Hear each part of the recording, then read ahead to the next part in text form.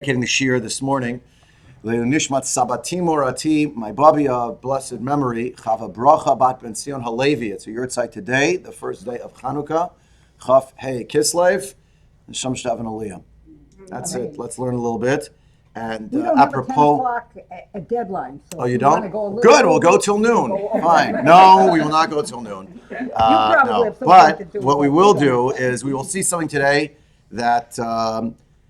I hope you'll agree with me by the time we're done that I'm not making too much of it and exaggerating when I say this is a foundational section that we're going to learn today.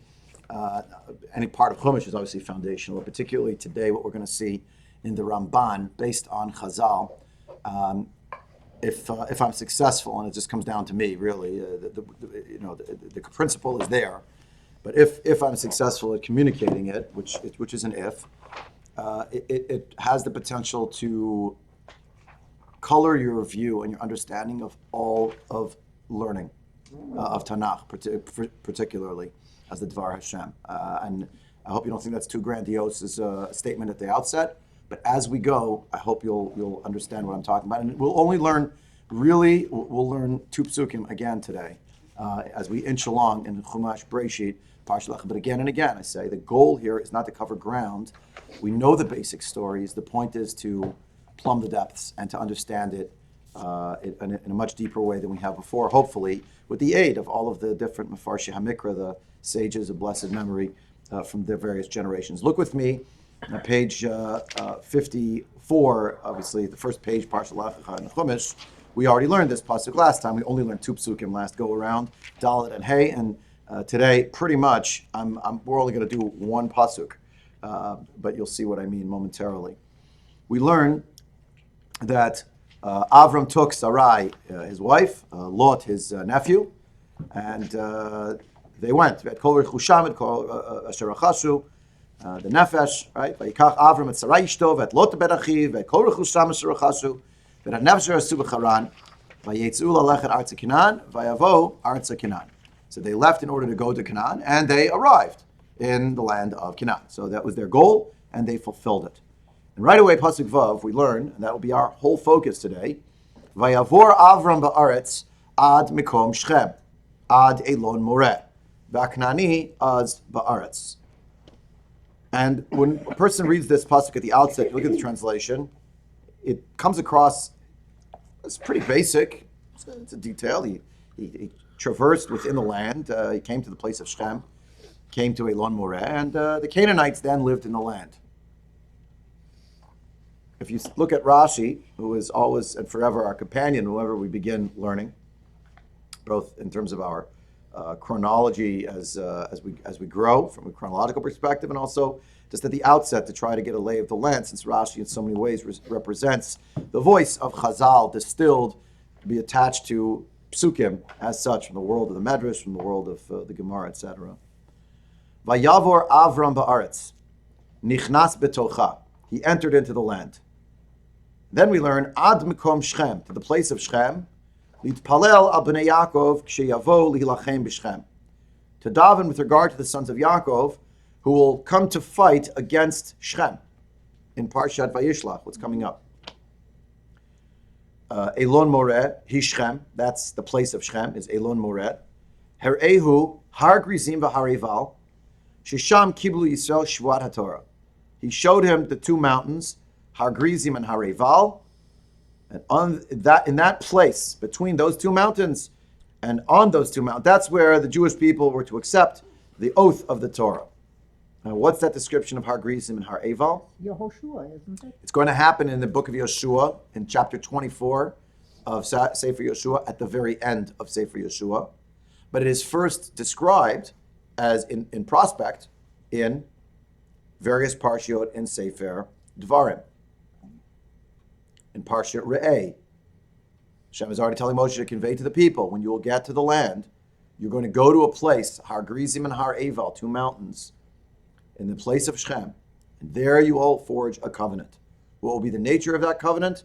Well, that ensues further along within the book of Devarim. It's the Tochacha from Parshat Kitavo, which is blessings and curses, but the point is that that's what concretizes the covenant. is that there are consequences, both positive and negative, for fulfillment or lack thereof. And Moshe Rabbeinu doesn't live to see that covenant being sealed to the end of it on Har Gerizim and Har Eval, those two mountains, which, by the way, you can go to today. We know where they are. The topography is the same. You can go, you can see it, you can experience Har Gerizim and Har Eval. I had cousins, they moved from where they lived in Kedumim, they live now in Rehovot, but when they lived in Kedumim, literally from their perch, from their house, you could look out the window while you're singing Zmiras Shabbos afternoon. Oh, there we are. Oh, wow. And you're looking at it. So, these are not ethereal concepts and places. These are real places, terra firma and Eretz Yisrael, Arayam Hazeh. So it's describing here two things in prospect, and all somehow encapsulated in Avram Avinu's being in this place now. In other words, the question that brings about these answers, I'm going to stop here in Rashi for now. We might go further in a minute, but not in a minute, in a long time from now, if we have time. We'll get to the end of Rashi, sorry. We may not get there. Let me put it differently. What is the question that Rashi is trying to answer by explaining these things, these events that are in the future? What's the question when you read the Pasuk Vav? Having read a moment ago Pasuk Hey, they left in order to go to the land of Canaan, and they came to the land of Canaan. Then it tells you Avram went within the land to the place of Shechem, to Elon Moreh, and the Canaani were then in the land. So let's play Jeopardy. The answer is he went there to daven for his children, both in the episode with Yaakov Avinu's children, meaning his great-grandchildren, and for what's going to happen for the Jewish people when they will eventually come back to the land of Israel and to be at Har Gerizim and Har Eval, and there they will complete the covenant that began and that was forged really in Arvat Moav, but is solidified and signified by its playing out on Har Gerizim and Har Eval. What's the question that Rashi is answering? How is this possible? I mean, that he knows he doesn't have any children now. How can he possibly know these things when God hasn't even told him exactly where he's going? Right. Good. So he's Good. going, maybe Good. This is where he's stopping, maybe it isn't. So he doesn't even know the Canaan is the final destination. Not necessarily, right? So how can he know anything about great-grandchildren and this future nation and stuff like that? Good. You're asking good questions on Rashi. But Or does Rashi's Rashi quotation of Chazal. In other words, Yeah. the Rashi's quotation of Chazal, that's a question already on Rashi. I'm asking a more basic question before we get to that question. That's the second question. Wait, he doesn't have children. What is he praying about his children? Oh, so now he knows he's going to have children? I thought he's going to be told by Hashem in the next Pasuk. Pasuk Zion, God's going to tell him, I'm going to give your progeny this place. He's 75, so I have 65. They're traveling now to Eretz Yisrael, to Eretz Canaan, as it's then known. And he is told something, but not yet, not in Pasuk Vav. But in Pasuk Vav, we learn that he has gone to these places to daven. Yeah, Lit Palel, to daven. So what is Rashi? The answer is, well, he went there in order to daven. He went to daven for his children, right? Yeah. So what's the question that Rashi knows that a first-time reader who understands that they're reading not stam a book, they're reading Davka, the Dvar Hashem. And everything till now sounded very spiritual. Hashem told him, go, you're going to go to this land, the promised land, when you get there, right? So now he arrived. And then what does it tell you? Oh, he went to Shechem. He was there. All right? And the Canaanim were already in the land. So what's the question that if you didn't know this, you didn't know the reason, you didn't know that he was there to pray. You didn't know that he was there because it's something that's going to happen in the future. What question would you have if you found this in a book that you were told initially, everything in this book matters? It's a simple question, no? Simple, basic question. A reader reads a book, and then it says in the middle of the book, Lahavdol, a regular book, not a sefer that's the Dvar Hashem, yeah? Right? This person is going to a great journey to a great place. And some great things are going to happen when he gets there. On the way, he passed a vendor and he bought a newspaper and a coffee and why? he tipped his hat at somebody, his period piece, No red What? herrings. You just It's not a said what? mystery now. That's it. There's no red herrings, There's no no red mystery. herring. It's a very basic question. Why? Why tell us that he went to these places that have nothing to do with what? Who cares where he went? The point was, in the past pasuk it told us, they went to Eretz Canaan, they arrived in Eretz Canaan, vayetzu vayavo. They fulfilled what they said they were going to do. We're going to go, we get there. What's the next pasuk? God came to him and said, you've arrived, here's what I want to tell you. But that's not the next pasuk. The next pasuk is instead, he was going into land, and he came to Shechem, and he was in which is in the place of Elon Moreh, the plains of Moreh, and the Knaani was then in the land. So why did he go there? What was the function? And Rashi says, I'll tell you what the function is. The function was that he had to daven for things that were going to happen there in the future. Now we come to Shelley's question, which is, wait, he's about to be promised that he's going to have children. So he's already davening about the children? He didn't know he's going to have the children. Or if he did know, he knows what they're going to do? He knows the future? If he knows the future, then he doesn't need Hashem's promise. It's the next verse, verse 7. God came to him and he said to your progeny, well, I'll give this land. He doesn't need to know that. You know why he doesn't need to know that? Because he apparently already knows it. Because he knows they're going to be here, and they're going to go in Har Gerizim and Har Eival, and they're going to figure out a covenant. Do you understand the problem? I just filled in your question. Well, sometimes things are not chronological. So it's possible this is not chronological. It's possible it's not chronological. But what's interesting is after God speaks to him, he's going to build an altar. But he doesn't build an altar when he prays in the beginning. Fine. So the question is, why not? So we have to. That's another question. Good. Debbie, please. So, and it's connected to something my grandson Jacob out of the mouth of babes. The mouth of babes is right. Last night, I was lucky to be there the first time in Hanukkah. Why did Hashem create the world? Was he lonely? Okay. So of course, it's a great question. I cannot answer that question this year. I'm not. But Too much. It's connected in how I'm going to answer your question. Please.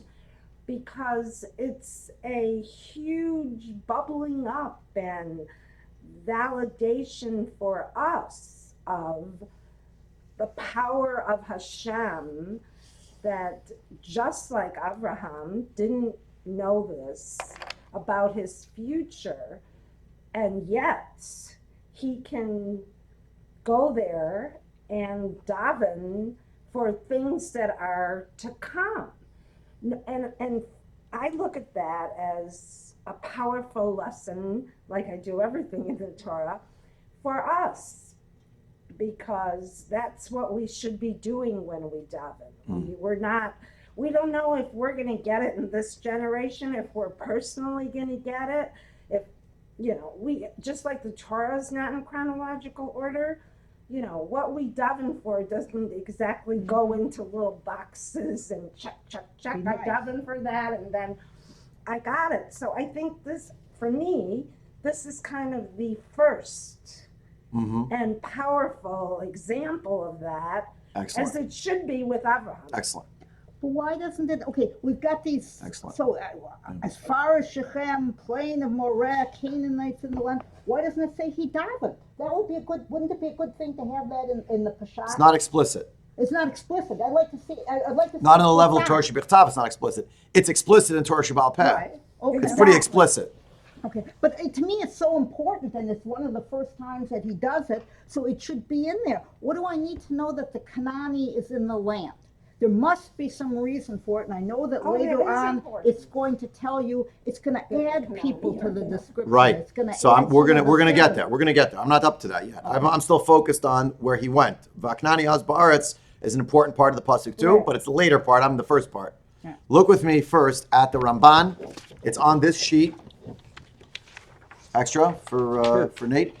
No, this one. This one here. It says Kuf Nun Gimel 153 in the top corner, and we're looking at this, the piece of the Ramban on this side. Okay, Nachmanides Ramban. Vayavor Avram ba'aretz ad mekom Shechem. Umar lecha klal. I will tell you now a principle. Tavinoto b'chol haparshiot habaot, being an Avram, Yitzchak, v'Yaakov. It's a principle you should understand. All the parshiot that come now, about Avram, Yitzchak, and Yaakov. V'hu inyan gadol. It is a great matter. Hazkiruhu rabotenu b'derech tzara. Our sages of blessed memory said it in a very concatenated manner, very concise manner, as one sentence. But I, Ramban, will unpack the principle that stands behind this one sentence. What's the sentence? The Amru, see footnote 16, it's from Medrash Tanchuma. Kol ma she'ira la'avot, siman labanim. Whatever happened to the patriarchs is a sign for their children. V'lachein, yarichu aktuvim b'sipur ha'masaot v'chafirat ha'be'irot u'sha'ar ha'mikrim. And therefore, the scripture, the Tanakh, not just Torah, but Nevi'im and Ketuvim as well, will tell us in detail about the different places that people or nations traveled and the building or the digging rather of wells and other happenings. A person who thinks about these at first blush will think about them as superfluous, as things that have no practical benefit, which here practical would mean spiritual benefit. There's no spiritual content here. He stopped off. He was thirsty. He got a cup of coffee somewhere. That's really the Torah. No. The Ramban says you're missing it. But rather, v'kulam ba'im. We're gonna have to unpack the Ramban after we read the Ramban. We'll unpack the Ramban. V'kulam ba'im l'lamed al ha'atid. Everything comes to teach us about the future. Ki ka'asher yavo mikre l'navi mishloshet ha'avot yitbonen mimenu hadavar hanigzar lavo lezar'o. When a happening happens to one of the Nevi'im, according to the footnote, some of the manuscripts, is one of the, not the Navi of the Shloshet Avot, but rather of one of the three patriarchs, we should learn from it something that was decreed that will happen to their progeny. Wow. That's what it says. Or to say it in other language, when you're on the level of one of the patriarchs, what you do is setting a course for what will happen in the future. And at this moment, actually, it is not entirely clear where the cause and effect is. I'm going to leave it open for now. We're going to keep reading, and then you'll tell me what you think is going on. Meaning, is it that Avram Avinu went to Shechem because he knew of something that was going to happen? Or is it on account of the fact that Avram Avinu went to Shechem, ergo, something happened? Which is it? Cosmically, something was already slated to happen. It was meant to be. It was Basheret. And Avinu knew it was Basheret, so he went there and he opened his siddur, Kiviyachol, and he flipped the pages to tell him, and he made a laning. He davened, Dam Tashem, help for what's going to be in the future. That's one possibility. Or, no, the fact that he went to Shechem is what caused the kids, later generation, to go to Shechem. Now, you'll say, wait, but how do we fit in either case the details of the story? And each one of these will present a problem, but let's take the Ramban first to learn through the Ramban, to understand what he's doing, and then to go back and try to analyze it, unpack it. You follow the problematic, though? Even what the Ramban just said. Now, he's going to explain. Vida, you should know. Ki kol gzerat irin, kashet yitzei mikoach gzera el poel dimyon, tia gzera mitkayemet al kol panim. This is a very hard sentence. I've personally spent a long, agonizing period over the years coming back again and again to this sentence because I'm not entirely sure if I understand it. The Ramban was a master in the entire Pardes, Pshat, Remez, Drash, and Sod. And this statement here, I'm not entirely sure, Adi Yom Hazeh, if I understand it. It's sort of stuck in here. He put it here, and usually when he's going to say something that's mystical, he puts in a caveat first, V'al derech ha'emet, this is the way of truth, and then he'll tell you something mystical, and he tells you in his introduction, I put it in the Sefer, but don't bother reading it, because you're probably not going to understand it. He was asking the question, why do you put it in the book if you don't want him to read it? But, okay, yeah, so he's like, he's showing you, but he's hiding it at the same time, creating a little curiosity. So what he does here is, you should know that all of the decrees that come through the Irin are a type of malach. It doesn't mean that they made it up. It's that they are the ones who convey said decree. Where does it appear? It's psukim in Sefer Daniel. Oh. In Sefer Daniel, King Nebuchadnezzar has a series of dreams. And who is his dream interpreter? Yosef's long gone, but his spiritual descendant, Daniel.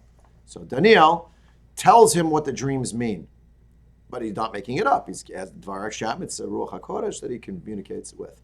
And one of those dreams is a dream in which Daniel conveys to Nebuchadnezzar, this dream that you got was implanted in you by the Irin, meaning by the angels from on high, and therefore what they say is going to happen is going to happen. You have to take heed. It's not Stam a dream, but it was something that was on a level, that was a higher level of dream. That's what he tells him basically. The dream has to do with a large tree, and there are animals underneath it, and it's very, sounds very, there's a very florid description of a lush pasture, and then, suddenly the tree is meant to be cut down, and he's told, you're the tree, you need to be cut down, but the stump will remain, and it's a whole mystical thing. So the Ramban writes, Vidaki kol gzerat irin kasher tzimikoch gezera, when it leaves from being a decree to the poel dimyon, to an active image, meaning in a dream. It's already in imagery. Then the gzeira, the decree, will be fulfilled in any case. V'lachein yasu hanavim maaseh b'nevuot k'ma'amar Yirmiyahu, and therefore the prophets will do actions as a result of their nevuot, symbolic actions, which will lay down a path for what's going to be. A regular person doesn't work that way necessarily, but with the prophets, that is what happens. K'ma'amar Yirmiyahu, Shetziva lebaruch vayak echalotcha likrot as divrei sefer hazeh tikshor alav even v'ashlicheo toch prat v'amarta kacha tishka bavel. After you finish reading what's written in this book, this prophecy that's written down, this declaration, tie it up and wrap it with a stone, throw it into the Euphrates, and cry out loud, scream, this is how Bavel will someday sink. Symbolic actions. V'chein inyan Elisha, banichos ro'o ala keshet. Vayomer Elisha, Yarev v'yur v'yomar chetz tshua la Hashem v'chetz tshua ba'aram. Right, fire and arrow. Right, Elisha says it one time to one of the kings, and you'll be saved from Aram. V'nemar sham, it says there, v'yiktsof alav isha Elohim v'yomer la'akot chamesh or sheish pamim az hikidat Aram ad kala. If you would have done it 5-6 times, as I wanted you to do, Elisha says to the king, it would have destroyed Aram completely. What did you do? Va'ata, now shlosh pamim taket Aram. You did it 3 times, so only 3 times we would beat Aram. Ulefichach hachzik HaKadosh Baruch Hu Avraham ba'aretz va'asalo dimyonot b'chol ha'atid lehasot bezar'o v'havein zeh. And therefore, Hashem strengthened Avram Avinu in the land, and He gave him dimyonot. Koach ha'dimyon in English is the power of imagination. Dimyonot means a dimyon is some kind of an image. It doesn't have to be a clear image. It doesn't have to be that all the details are known in the image. But something, call it, it's more than a premonition. It's some kind of extrasensory perception, a vision that is not entirely clear, but something. Understand this. And I will explain these matters now, localized, and I'll start right now with God's help. Vayavor Avram ba'aretz ad makom Shechem, hi'ir Shechem. Kain zeh shem makom ahu. That's the name of the place. U'Shechem ben Chamor al shem iro nikra. Why was Shechem ben Chamor in Parshat Vayishlach called that? He was named for the town, not vice versa. But the town existed before, and that was the town's name. The Katav Rashi. Nichnas letoch ad makom Shechem litpalel b'nei Yaakov kshe'yavo min hasadeh atzavim v'nachonhu. The davening here was the davening of the Rashi quoted that it was going to happen. The sons of Yaakov were going to daven when they came from the field. Sad. Why sad? Because they heard the terrible news. What happened to their sister, to Dinah? And it's correct. Vani Mosif, and I will add the following: Ki hichzik Avram b'makam ahu tchila, that Avram Avinu seized, not in the military sense, but he took possession of the way. He came to this place.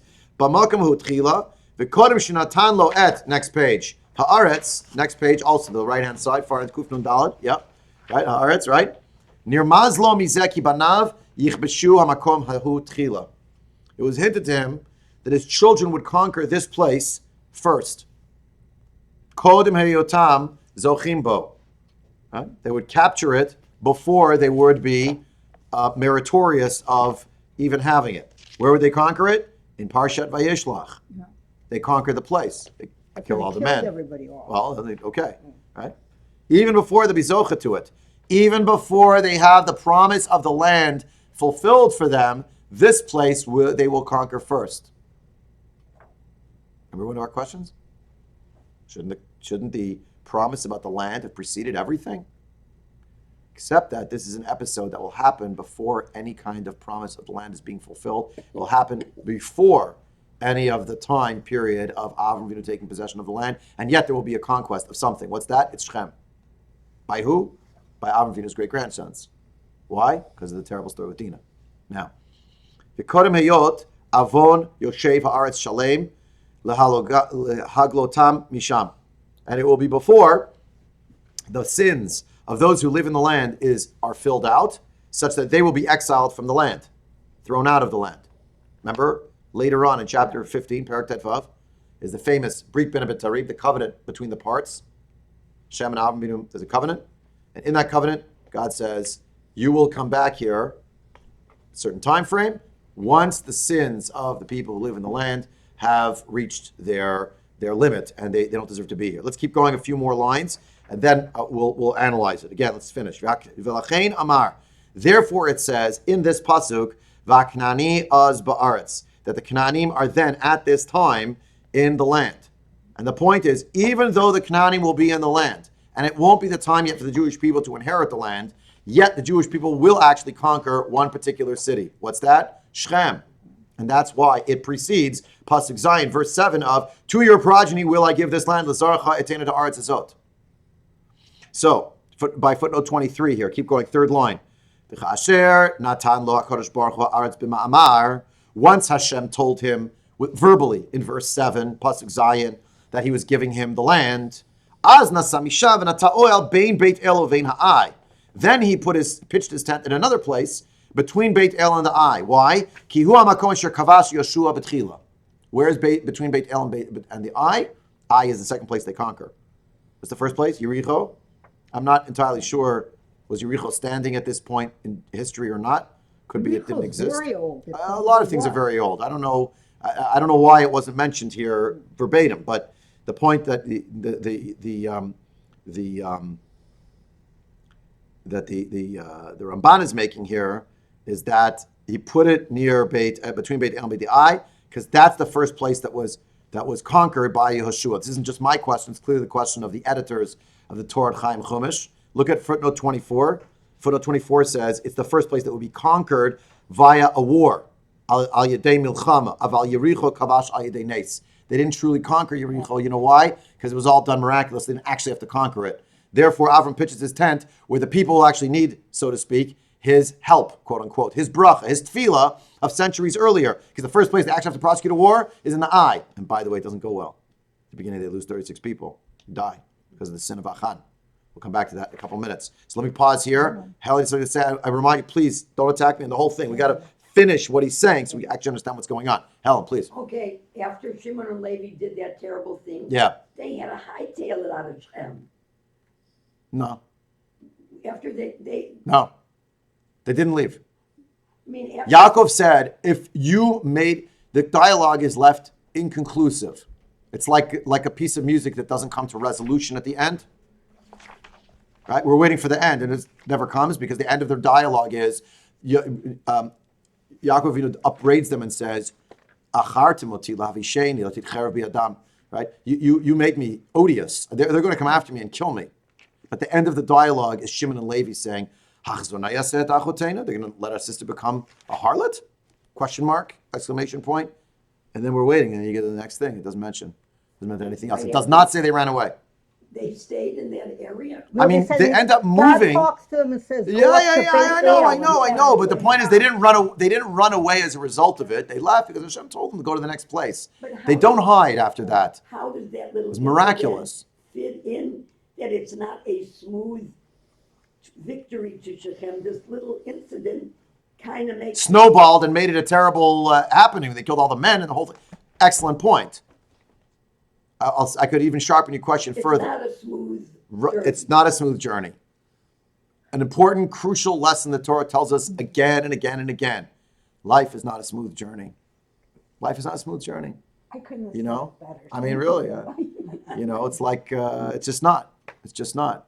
And we're all, and some of us, yours truly included, I'm always scratching my head. Is really? How could that?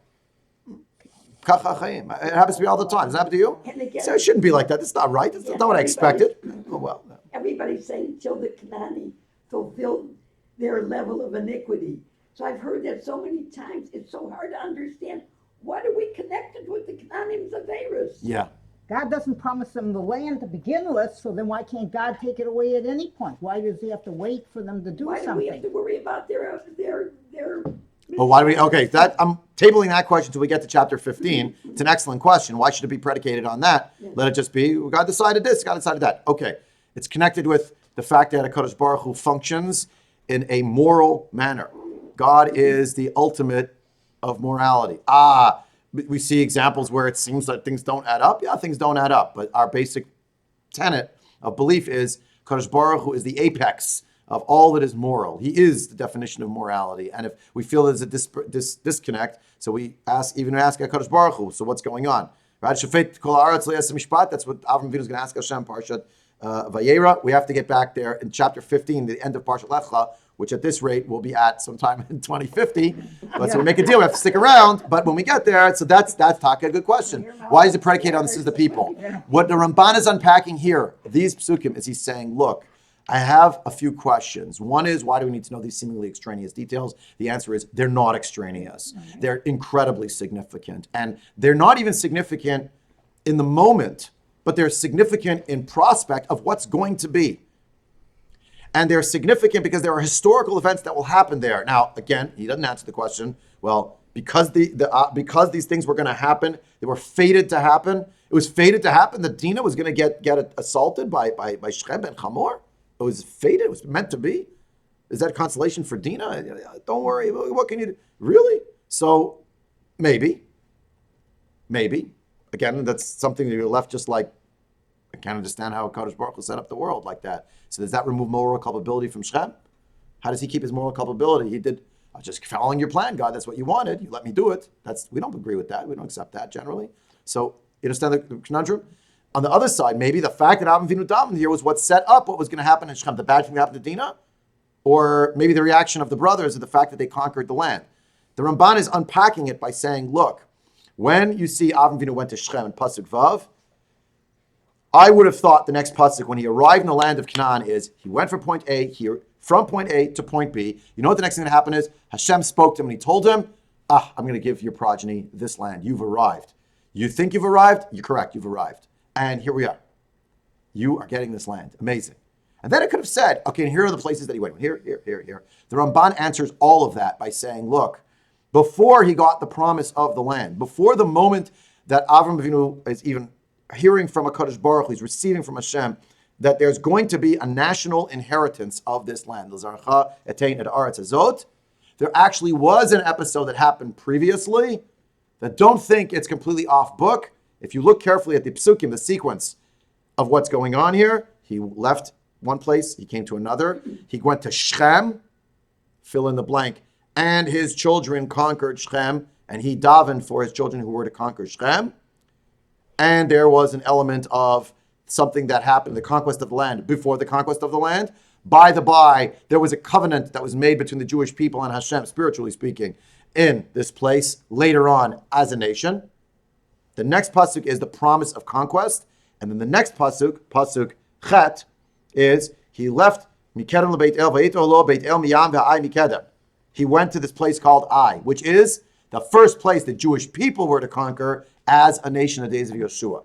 You understand what the Ramban did? He explained why it added in, first of all, generally, why there seem to be extra details. They're not extra. They're Masa Avat Siman Labanim. Kol Mashir Lavat Siman Labanim. Number one, in general. So Avram went there, his children are going to go there. Avram davened there, his children are going to daven there. That's one. Two is why this organization of Psukim. Like, why is the promise to Avram Avinu about his land his children inheriting the land, being given the land, sandwiched in between arrival in Shechem and arrival in Ai? Answer, because there are two different conquests at two different moments in history, and the first one, the one in Shechem, is before, hundreds of years before, the conquest of Eretz Canaan. Yeah. This was a question I had way back in Yehoshua. Yeah. And you wouldn't answer it then. So No. now I'm going to make you answer it now. Oh, boy. Did they You're gonna have to make him conquer answer. Shechem again when in the time of Yehoshua? Or had they somehow held on to it even when they were in Egypt? I don't want to answer that there were question, other though, people? either. What? I don't want to answer that question either now. But because it's they're- not mentioned in Yehoshua Right. that they actually conquer Shechem Right. again, which leads to the possibility that somehow some their aspects. converts or servants or whatever right. held on to it Yes. and gave it back to them a couple hundred Yeah, years yes. later when they came Yes, in. yes. So There is because possible. It makes a big difference on the Maaseh Avot Simon Nabonim stuff. Okay, Well, fine. remember when you fine, said in fine, the yeah, beginning- fine. The Is answer it to the done by question, Ruach the short, Kodesh? right, the shortest answer to the question is yes. What you're saying is very possible. Okay. It is possible. Now, who were those people by the time the Jewish people came back? Were they still Jewish? These people who had missed Mamad Har Sinai, and who are they? Are they the extended family members? Our traditional understanding is everybody went down to Mitzrayim. No person was left. But it is curious that it never mentions the kibush of Shechem, to my knowledge, again in Sefer Yeshua. Why not? Well, they already conquered it in chapter 34 of Sefer Bereshit. Was it a cakewalk to get back in there? Could be. It's like when we were in Poland and we asked how many Jews are really there, and no one would answer the question Right. directly. Right. And in some of those towns, they're like, well, there's nobody, but there really are a few Jews there. A straggler here or there. And there may have actually been some who were, Listen, Tzipora and Gershom and Eliezer missed Mamad Har Sinai. Yeah. According to some of the Mefarshim, according to some. That when Yitro comes with them, that maybe that's really after, according to some of the Mefarshim, happens after Mamad Har Sinai. Some, not everybody agrees. Okay, now back to regular scheduled programming. I know it's still not satisfactory, but it's too complicated to start. It creates too many other You questions let me for now. know but when you're going to do it. I know. I'll let you know. We'll get there. We'll get there.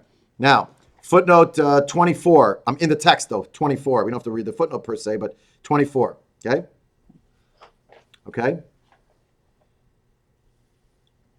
וייתכן שהזכיר הכתוב הכנעני אז בארץ להורות על עניין הפרשה לומר כי אברהם בא בארץ כנען ולא הראהו השם הארץ אשר יעדו ועבר עד מקום שכם. Now, it could be that the reason why the Torah mentions the Canaani was then in the land to tell you that this matter is to say that Avram came to the land of Canaan and God didn't tell him right away, this is the land that I'm giving you, until he got to the place of Shechem. והכנעני הגוי המר והנמהר אז בארץ. And who was in the land at that time? The bitter and embittering people of the Canaanim. According to footnote 25 here, Ibn Ezra has they did things in a haphazard and hurried manner. They were unthinking people. They were in the land. That was Canaani territory. Maybe that's why Avram didn't build an altar there for Hashem. But when he got to Shechem, and it was in Elon Moreh, and when he was in a place where presumably there was a little more safety, so then God appeared to him and he gave him the land.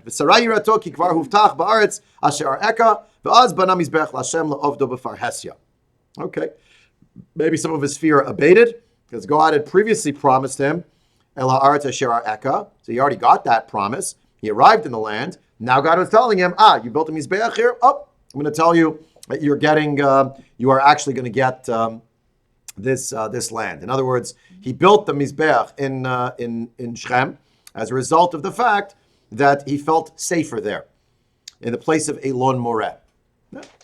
Okay. For want of time, even though I know you don't have the next year, but the next piece is actually going to go into the language of Elon Moreh, which is in the place of Shechem, which is Elonei Moreh, and Elon Moreh, which the Torah will refer to as Elonei Moreh. Elonei and Elon is the same thing. It goes to a whole language discussion, and how Mamre and Elonei Mamre means the plains of Mamre. Here, the plains of Moreh. That's what Elon Moreh means here. The place of this individual. So that's where he was located. We're left with still some issue that is problematic in a way or challenging in a way, which is this whole idea that what is happening to the forefathers is somehow determining what's going to happen to the children.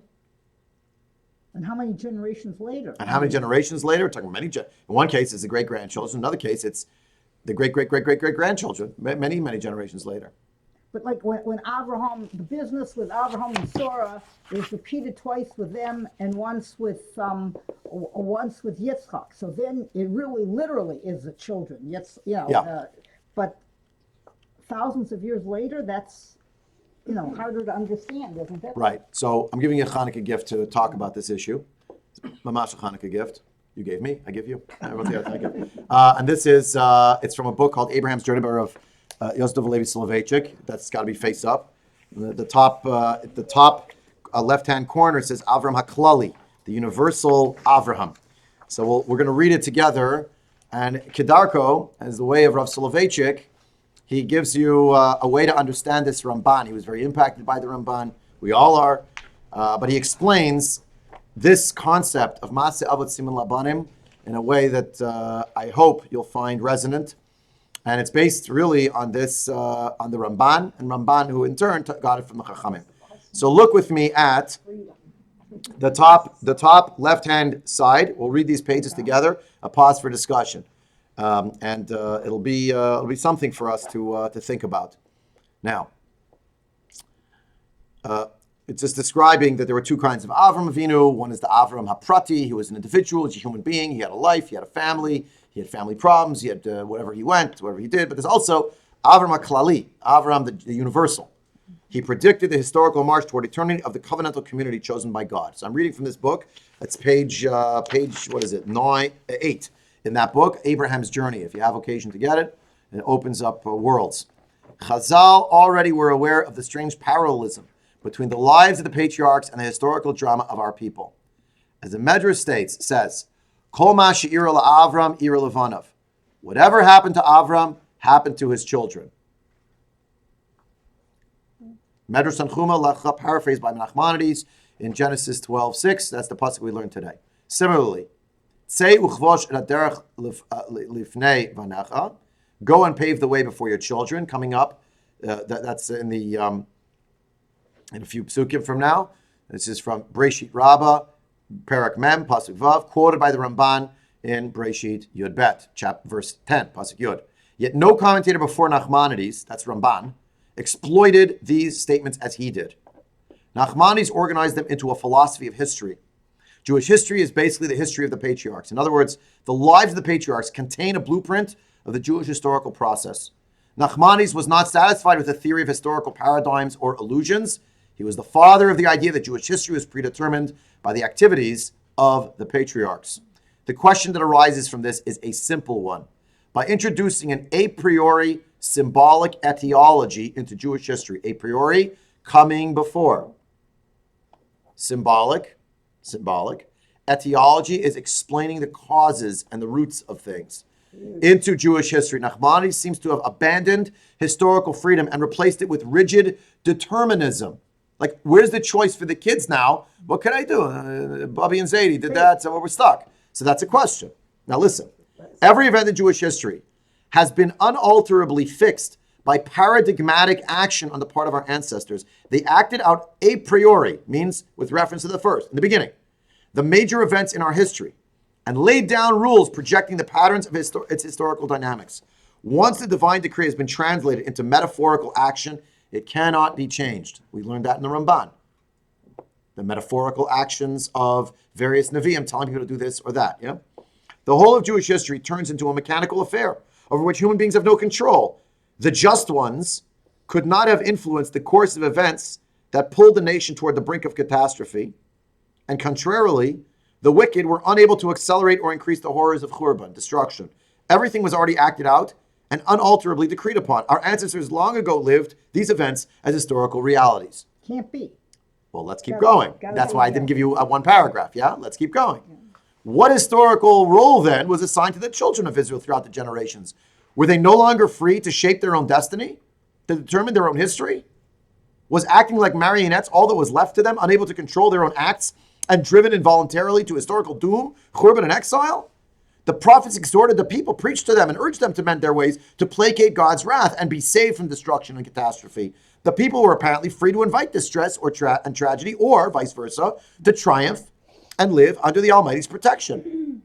Judged from the standpoint of Nachmanidean determinism, what the Ramban described, the Jew could never have escaped the bitter experiences of disaster and Korban, since these tragic events were symbolically produced on the historical stage at the time of our patriarchs, and thus were predestined as inevitable.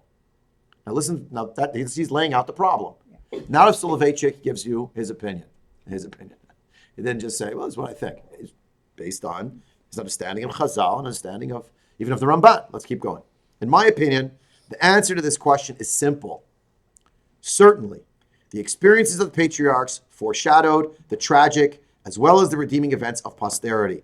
Whatever happened to our forefathers was bound to transpire in the life of the nation. The patriarchs indeed spoke the language of premonitory and anticipatory signs, premonitions and anticipations. Yeah?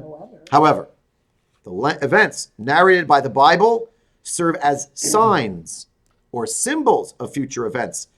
This is the thesis statement now. Any sign or symbol is subject to interpretation, for the semantics of signs and of symbolic language is multiple. Signs can be interpreted in many ways. There is, of course, a message in every biblical scene and event, and this message is related to future scenes and events. Yet, the freedom of the people of the Bible has not been curtailed, because a message, like a sign, is subject to interpretation.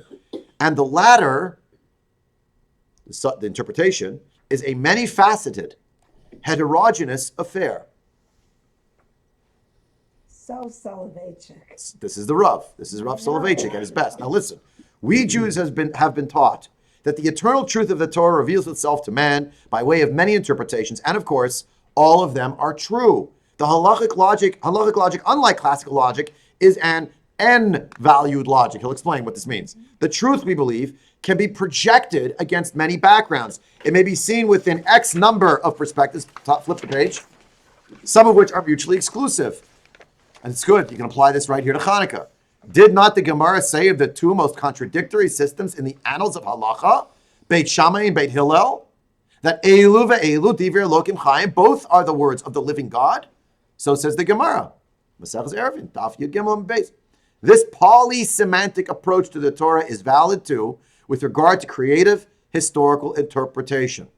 Each event was predetermined by the symbolic acts of the patriarchs. Yet, in every generation, how to interpret the event is up to the individual or to the people as a whole. The Jew is free to choose from the many alternative interpretations of the event.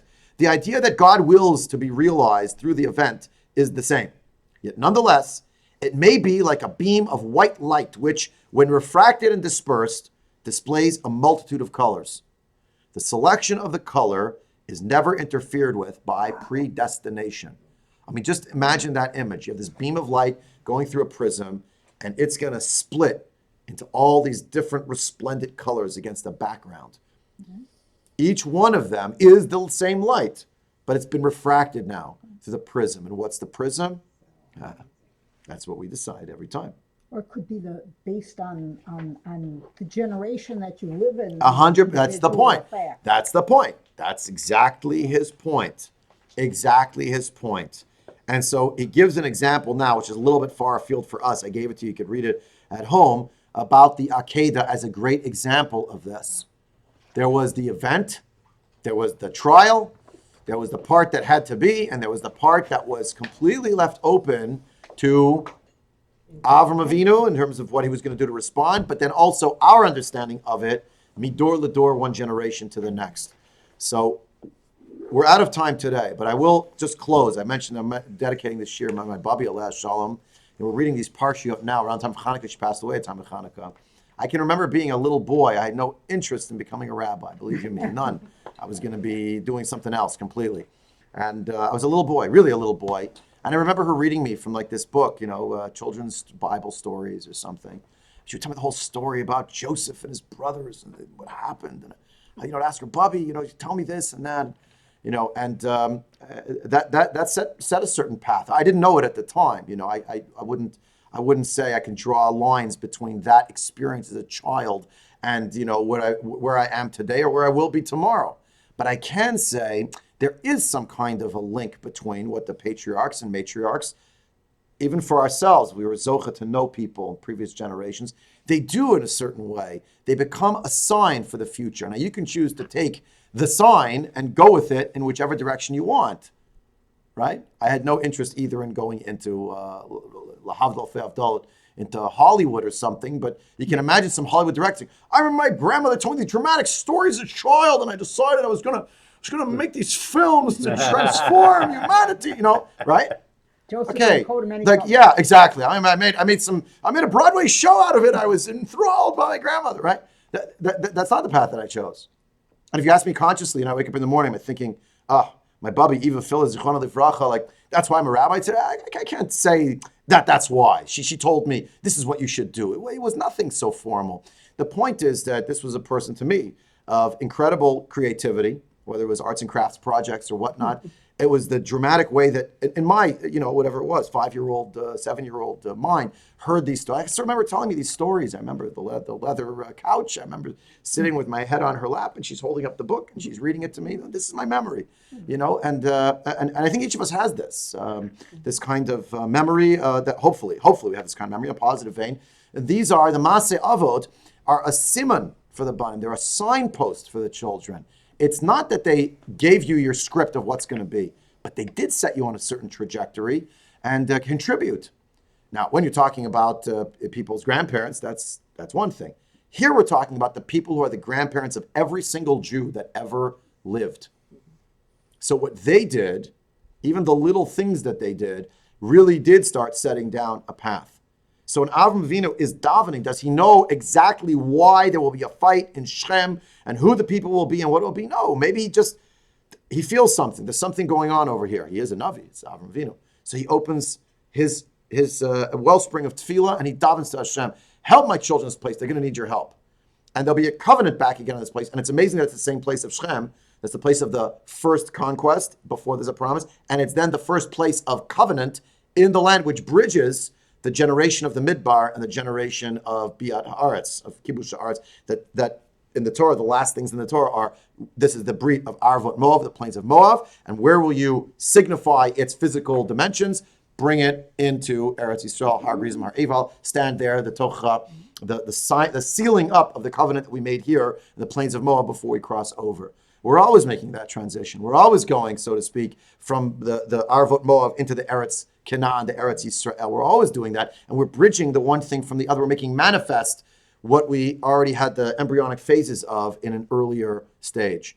And you see this again and again. This is what we learned from the Babi and the Zaidi of Klal Yisrael, where Avram Vinu Sar Imenu. Whether you're born Jewish or you convert to Judaism to join Klal Yisrael, it's always been Avram ben Sar Imenu.